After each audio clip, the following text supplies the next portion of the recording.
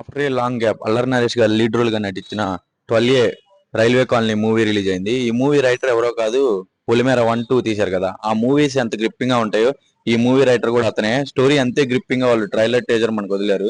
ఇంకా మూవీ ఎలా అనిపించింది, నిజంగా అల్లరి నరేష్ గారికి ఈ మూవీ అయినా ఒక మంచి కంబ్యాక్ అయిందా, మరో నాంది లాగా ఈ మూవీ కంబ్యాక్ అయిందా లేదా అనేది మొత్తం ఇన్ డెప్త్ గా తెలిసేసుకుందాం.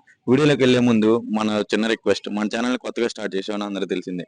లైక్ చేసి సబ్స్క్రైబ్ చేస్తే నాకు కూడా ఎంకరేజింగ్ గా ఉంటుంది. ఇంకా లేట్ చేయకుండా వీడియోలోకి వెళ్ళిపోదాం. ఈ మూవీ స్టోరీ లైన్ గురించి ఏం చెప్పినా స్పాయిలర్ అయిపోయింది, ఎందుకంటే వాళ్ళు అంత డీటెయిలింగ్ గా రాసుకున్నారు.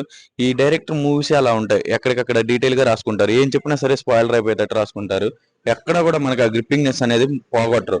కానీ పొలిమేర 1, 2తో పోల్చుకుంటే ఈ మూవీ ఎక్కడో కొంచెం తగ్గిందేమో అనిపించింది నాకు. పొలిమేర 1, 2 అయితే నేను ఒక ట్రూ అవుట్ ఎంజాయ్ చేసి ఆ ఎమోషన్ అవంతా ఈ మూవీలో అదే మిస్ అయిపోయింది. స్టోరీ గ్రిప్పింగ్ గానే ఉంది, కానీ ఆ రేంజ్ లో మనం కనెక్ట్ అయ్యేంత స్టోరీ లేదు. నాకైతే ఒక just average film.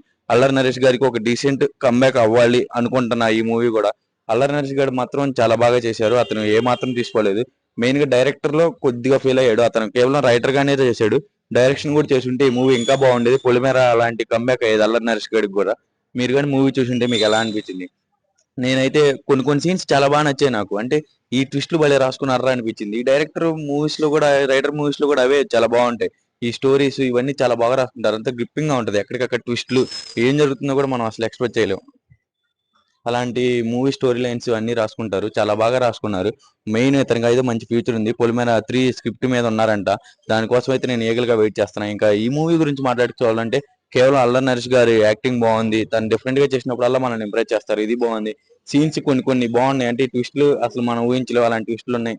Allari Naresh గారికి ఒక డిఫరెంట్ యాక్టిట్యూడ్, క్యారెక్టరైజేషన్ డిజైన్ చేశారు.